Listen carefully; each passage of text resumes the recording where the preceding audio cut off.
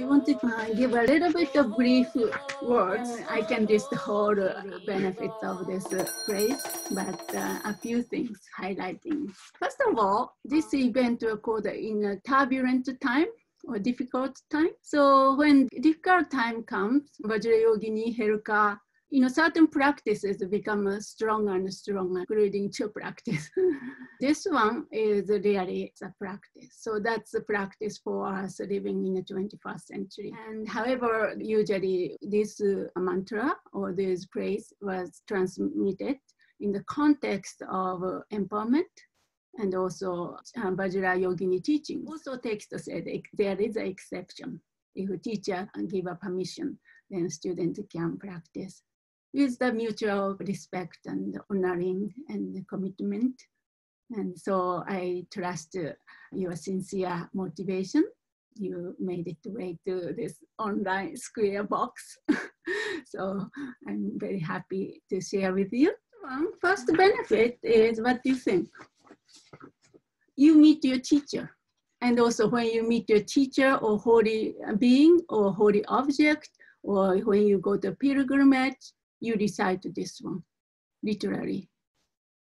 And also literally this happened. Some of you know, a couple of weeks ago, I met part of my teacher when I was reciting this and in Portland. In the middle of nowhere, I met my teacher, Kekaze Tsundamba's granddaughter showed up in front of me. Also actually yesterday in front of me in the grocery store, one Lama and Tulku Rinpoche I wanted to meet showed up, something like that. I'm sure you have that sort of experience, but more and more. This kind of thing really is the proof of the emptiness of reality. See, because of emptiness, everything, webs are connected. So that's why we care. We care each phenomena with love and compassion. So that's first one. When you do the prostration or when you do the offering, when you do the offering bowl, you can recite these things. Because this mantra include all the mantras of the awakened being. That's what it said. So very powerful. So many qualities of this deity Vajrayogini I'm not going into right now at this point. Just trust that. So Vajrayogini embodies all the enlightened qualities of the Buddha's past, present, and future. That means if you praise Vajrayogini with this 8-line phrase, the so-called merit, positive potential, is equivalent to praising all the Buddhas, past, present, and future. So that's one thing, accumulating a tremendous positive potential. So in order for us to have true success in whatever we endeavor, we need positive potential, right? So this is a good one, shortcut to accumulate merit. The second one is the purification. We purify, not only purifying the speech karma, when we chanting in a certain melody, these melodies all came from the holy awakened mind, right? And the word as well. So by reciting that, we purify the speech karma. And also if we dance in a movement, as long as you have a body, when your body moves, movement is a Vajra dance. Your speech or make noise even, like a baby's Vajra speech. When thought alive, appearance in our mind or the video clip, whatever appear, emotional impulse appears. That is the Vajra mind.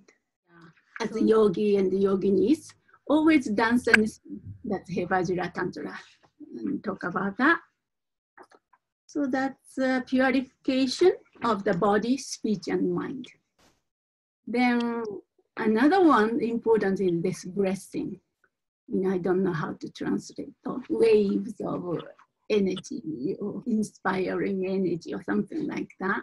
Heruka Tantra talks about Heruka and the messenger yoginis, Dakinis, Yaginis, will abide in your heart and cause you to generate experience and develop this innate mind of clear light, or transcendental wisdom, that's a translation, or timeless awareness. We're not generating the timeless awareness. We unveil or cause it to manifest timeless awareness of non-dual bliss and emptiness. When we recite these mantras, we are directly connecting with subtle body. I don't want to go into those detail of subtle body teaching, but Vajrayogini Tantra, for example, in a heart center, or residing deities, like Dakinis. So whole body is a temple or pilgrimage or place worthy of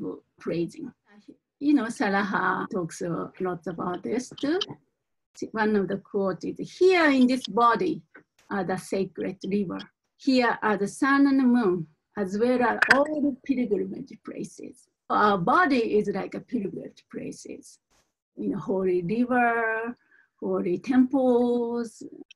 I have not entered another temple as blissful as my own temple. I like this quote. So that's the idea. By reciting that, we go into the pilgrimage and we receive the blessing. Blessing from my own nature, Daka and Dakini, who residing in our own body. That's the blessing part of it. So purification and blessing, and Daka and Dakini's numberless of beings who dwell in the 24 holy places. So that in India, there's a specific place, right? Holy places, it's a pilgrimage places. So, but in our body itself has that 24 holy places. You don't need to go to the outside pilgrimage places. I mean, it's nice, but in the sense that we carry all holy places within us body.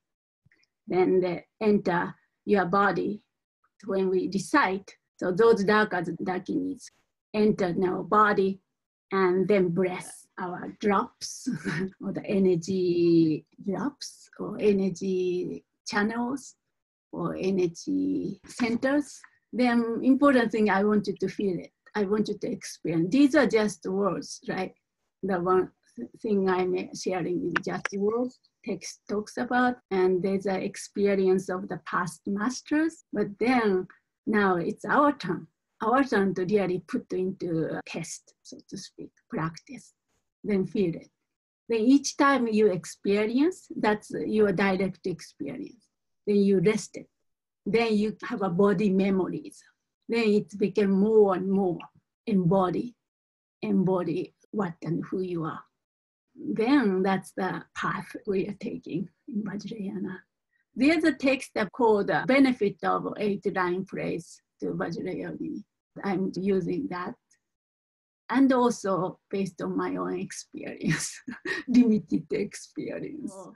Actually inspiring. So you can do during the prostration, we are circumambulating around the holy object and visiting places of pilgrimage.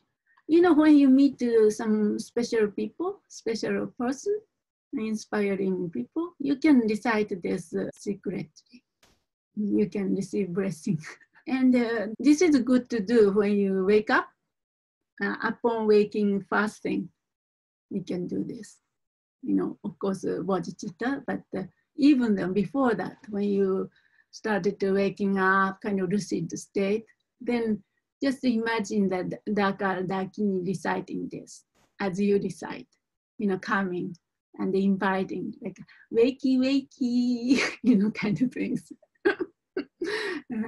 This is very nice. And before you go to bed, before you fall into like a sleep, instead of doing internet until last minute, no, just relax and then recite this.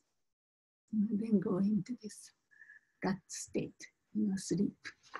And then the blessing others, that's important. If you have some confidence and experience, you can bless anything.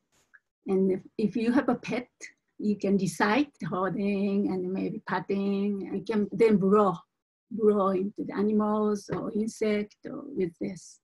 Very powerful. Your speech become very powerful.